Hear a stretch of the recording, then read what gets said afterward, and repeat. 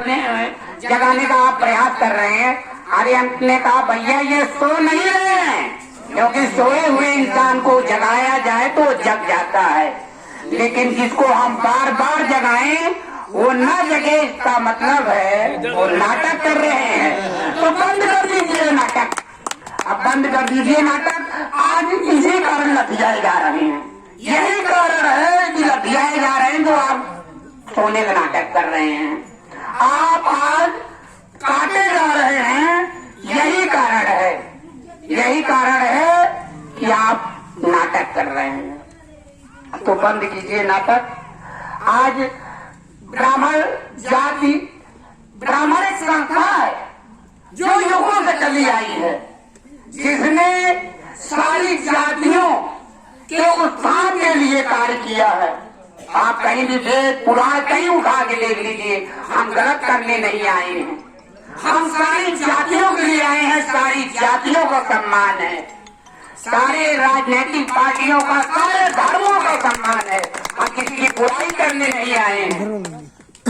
हम बस यही कहेंगे कि हर गांव, जो आज एकीकृत ब्राह्मण महासंघ का संकल्प है कि हम गांव गांव तक, और आज ये 15 लाख ब्राह्मण जुड़ चुके हैं विदेशों से, America, London, California, Canada, Malaysia, आज आपके विदेशों में ग्रुप चल रहे हैं। और हम यही कहेंगे कि सारे ब्राह्मण समाज एकजुट होकर सर्व समाज की मदद करें, जिसकी परिकल्पना हम आपने की है, उस समाज को आगे बढ़ाएं।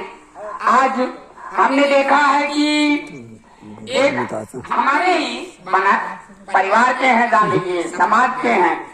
अभी एक किसी परिवार में गरीब में बेटी की शादी हो, आज भैया कहीं निकलिए तो लोग क्या कहते हैं, जा पंडितों को बुला लेवा, कौन प्रयोजन पड़े, पहला काम जा पंडितों को बुला लेवा। क्या है ये? इसके दोषी हम आप भी हैं, इसके दोषी हम आप भी हैं। इसलिए हैं जब उनके घर जाकर हम, उनके घर में बेटी की शादी है या उनको किसी चीज की जरूरत है, तो 5-10 हजार 10-20 लोग मिलकर अगर वहां देते हैं, वो समाज में कहेंगे पंडित जी आए थे, वो समाज में यही कहेंगे कि पंडित जी आए थे। तो ऐसे परिवार की मदद कीजिए, आगे आइए, बराबर जुड़िए। और इस एकीकृत ब्राह्मण महासंघ, जिसका मेन कार्य है हर गांव में, गांव का ब्लॉक जोड़िए, एक ब्लॉक में 1 लाख ब्राह्मण हैं। अगर वो 1-1 रुपया एकत्र करते हैं प्रतिदिन, तो 1 लाख होता है। नहीं चाहिए संगठन को आपका 1 लाख, वो 1 लाख आप अपने ब्लॉक अध्यक्ष बनाइए, उनको दीजिए। 1 लाख प्रतिदिन आ रहा है ना, 30 दिन में 30 लाख हुआ, और ये 30 लाख रुपया उन बेटियों की शादी कर दीजिए जिनके माँ बाप नहीं कर सकते। अगले महीने में फिर 30 लाख आ गया। अब क्या करना है? उन परिवारों को छत दे दीजिए जिनके छत नहीं, वो किसी जात के हो, क्योंकि ब्राह्मण समाज ने सर्व समाज को खड़ा किया है।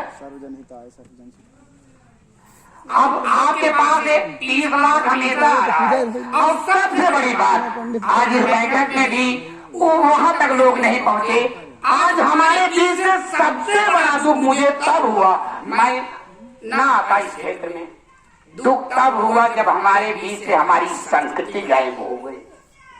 गांव गांव में जो संस्कृत के विद्यालय चल रहे थे, वो विद्यालय बंद हो गए। अभी हमारे डॉक्टर राकेश तिवारी जी राजगढ़ से आए थे, उन्होंने 2 गांव में विद्यालय हमारे कहने पर चालू किया।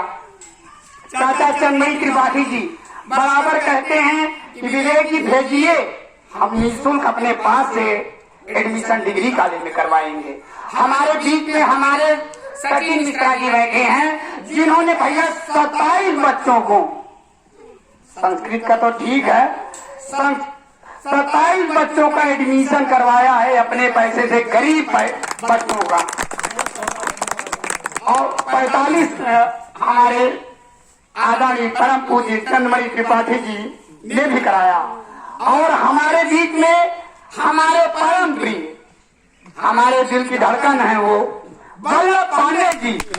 जब जब हमने इनको पुकारा है, जब जब इनको हमने पुकारा है कि आज इस गरीब की मदद करनी है, आ जाइए। अभी इन्होंने प्रेमधर पट्टी में, जो कि 2 परिवार 6 बेटियां पन्नी लगा के रहती थी, उनके अगल बगल 2-2 मंजिले के मकान थे, उनके अगल बगल 2-2 मंजिले के मकान थे। और बेटियां जब नहाती थी ना, खुले में नहाती थी। ये खुला हमको बर्दाश्त नहीं है और सबको होगा। तब मैंने आवाज दिया कि वल्लभ भाई आइए। वल्लभ भाई आकर 30,000, हमारे बड़े भाई धीरज ओझा जी ने 51,000, गोरखपुर से एकीकृत ब्राह्मण महासंघ 60,000 रुपया। इसी तरीके से कई संगठनों ने वहां जाकर दान किया। और अभी आपके यही बेलूपुर में एक ऐसी लड़की है जिसके दोनों हाथ कट गए हैं, पिता के, जिसके पिता के दोनों हाथ कट गए हैं, पन्नी में लगा के रहती है। मैंने वल्लभ जी से, बड़े भैया इंजीनियर विशाल नाथ तिवारी जी से, आलोक तिवारी जी से, संतोष पांडे जी से और सभी से हमने आग्रह किया कि एकीकृत ब्राह्मण महासंघ उस बेटी की पूरा विवाह करेगा, क्योंकि वो विवाह करने के लायक नहीं है।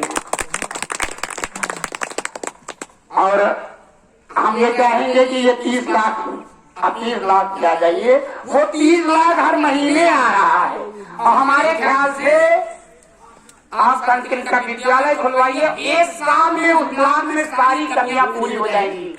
उसके बाद 30 लाख क्या करेंगे? बनवाइए ना सड़क, नहीं जरूरत है किसी सरकार की, बनाइए नाली, किसी सरकार की जरूरत नहीं है। आपके पास हर महीने 30 लाख आ रहा है और ये आगे भी बढ़ेगा, क्योंकि हमको सर्व समाज को लेकर चलना है। ब्राह्मण ने कभी किसी का पूरा नहीं किया है, हमेशा जब भी किया है तब किया है तो उनके लिए किया है, यज्ञ किया है तो सबके लिए किया है। सर्व समाज वो विश्व कल्याण के लिए ब्राह्मण रहा है। आज बहुत दुख होता है कि ये 45 घर मतलब यहाँ परिवार रहते हैं और आने में लोग शर्म खा रहे हैं, ये आने में शर्म खा रहे हैं। और समाज में हमारे ख्याल से ये अपने आप को ब्राह्मण नहीं कह सकते। ये कहीं भी अगर खड़े होंगे, अगर इनको कहना होगा कि हम ब्राह्मण हैं सीना तान के, तो शायद वो नहीं कह पाएंगे। ये बहुत दुख की बात है। आज ब्राह्मण समाज को निकलकर बाहर आना होगा और आकर इस सर्व समाज की मदद करें। और कुछ नहीं चाहता हूं। और हर गांव में, सबसे बड़ी बात, हर गांव में संस्कृत के शिक्षाविद बैठे हुए हैं।